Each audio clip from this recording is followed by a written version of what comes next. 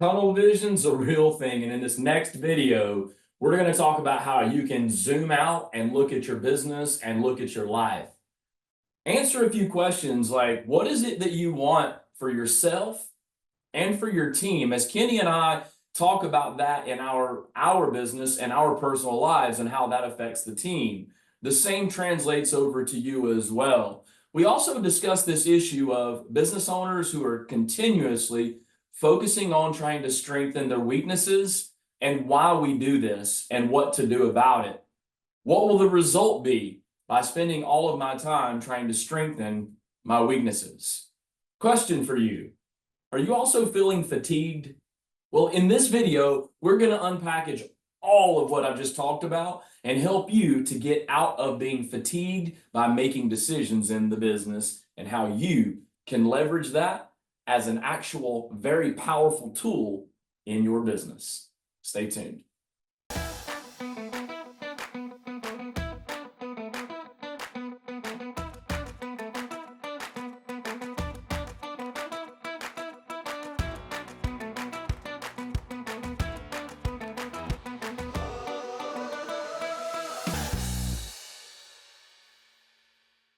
And I think, I think it's important for people to do that kind of, zoom out and take an assessment of where they're at in their journey. The business. Remember, Michael Gerber drilled it into my head in my old E-Myth days.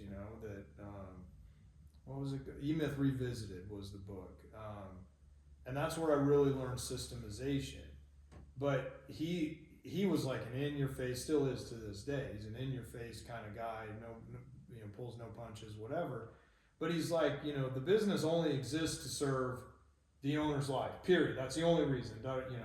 And that never really resonated with me.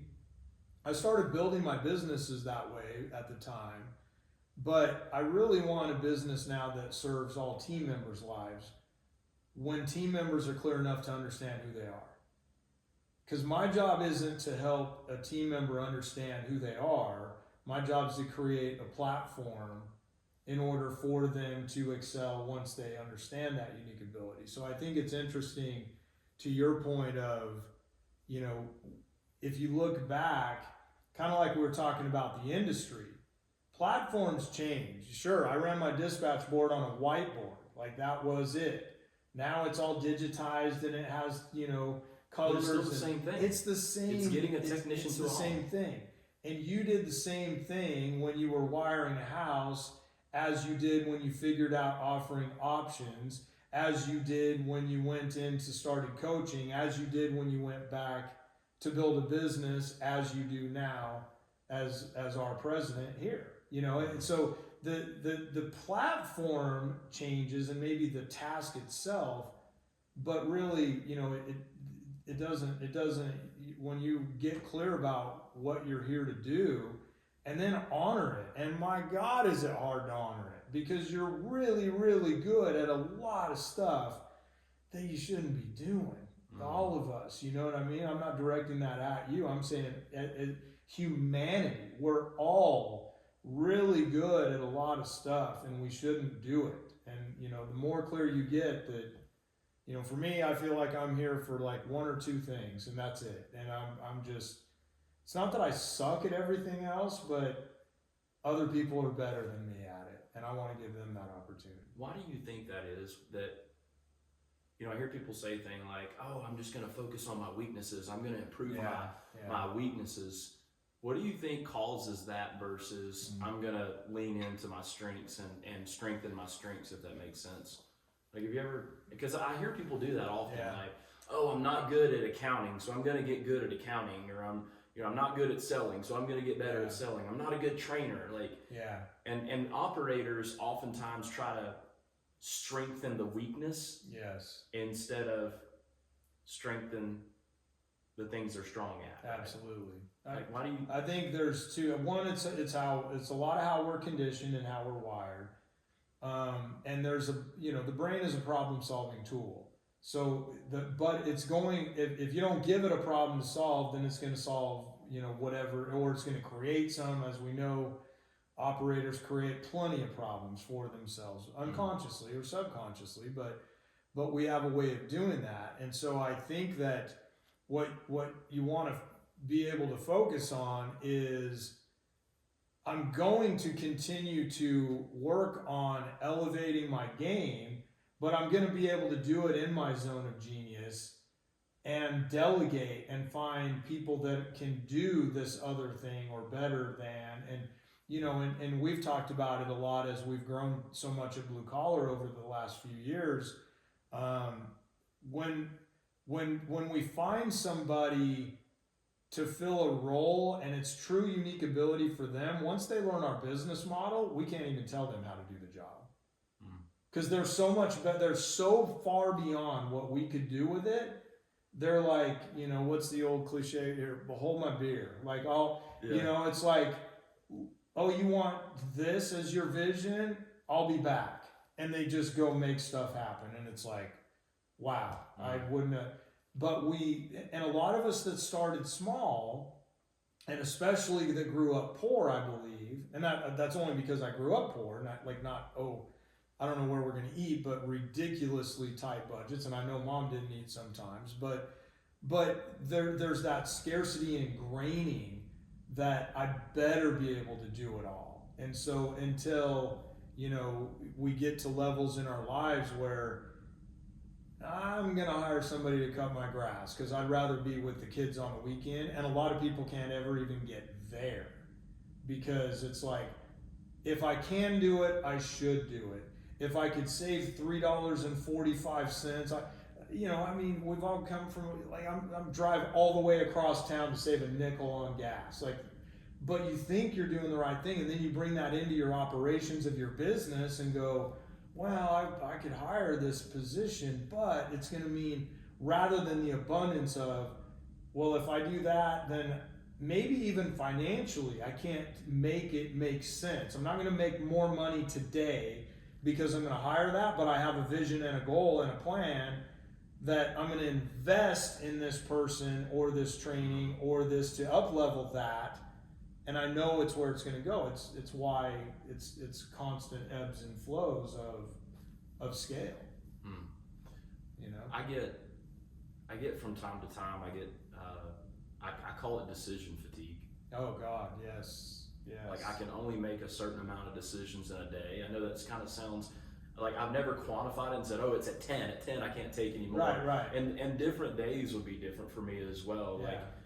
Like sometimes Chelsea will come in and say, hey, I need to ask you a question. And I'm like, what's it about? Because sometimes I don't have the energy to make any more decisions. I'm tapped out on that. And I think sometimes as operators, people will make the decision anyways, and rarely, because we talked about this, right? It's better to make decisions right than to make the right decisions. So what are some things I can do that kind of help me make sure? And I started thinking this through, like, how can I make the decision right? Number one, it's got to tie to others, right? When I make decisions, what's the impact of others? What's not just the impact to me, but what's the impact of others? What's the impact of, does this have anything to do with any goals that I have? Is it going to push me toward them or push me away from any of them? And I know sometimes, like, hey, where are we going to eat for dinner? Like, that's not a decision necessarily that's going to impact that, but it could, right? Especially when we talk about success around health. Yes. Right? Right. And creating my best version of that for me. And look at an operator, like, look at the amount of decisions they're faced with every single day. Every single day. One of the things that has been pretty helpful for me, though, is typically when the decision needs to be made, is I've here lately been flipping it back. That's what I've been doing lately. If you wouldn't have asked me this question, what would you have done? Well, I would have, and so it at least starts to, I then can start to understand the process of how they make decisions. Yes. And it's been, from a decision fatigue, it's probably been one of my nemesis as a leader. Yeah. Always having to make decisions. It's like, now, let me just empower people to be able to make decisions. Absolutely. And I think that, I think it's important that we remember as leaders, like, the conditioning of the brain happens in all kinds of ways when we're not mindful of it. And when we constantly are making decisions that others bring us, it happens at every level in the business too. Whether I'm, working with an apprentice in the truck, there's a decision-making quotient for the day, all the way to, a service manager working a deal on a phone with a client or whatever, and everything in between, and or owners or investors making decisions based on the income review, right? Whatever those types of things are, and going back to thinking about your zone of genius or unique ability, those are really the only decisions we should be making, regardless of your role or quote rank or title in the organization. Other people should be making their own decisions and then getting the education that needs to be learned. But the trades are filled with leaders that love to fix things. So my coaching game changed when my coach and mentor, I was working on who I really want to work with, and like the ideal client for me and my own work. And said, I really like helping people solve their problems. And he said, cool, get ready for a life of people with problems. And I went, well, wait a minute, I don't want to be around people with a bunch of problems all the time. And he said, but that's what you're putting out there. Now, I like to fix stuff, then I'm going to run around fixing stuff, which is making decisions for other people.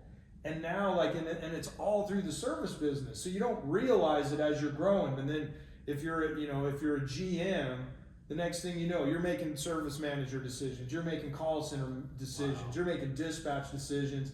And it happened unconsciously because you're getting dopamine in the brain because you're getting to have some hits of dopamine for making decisions, and you're not doing it intentionally or to hold anybody back.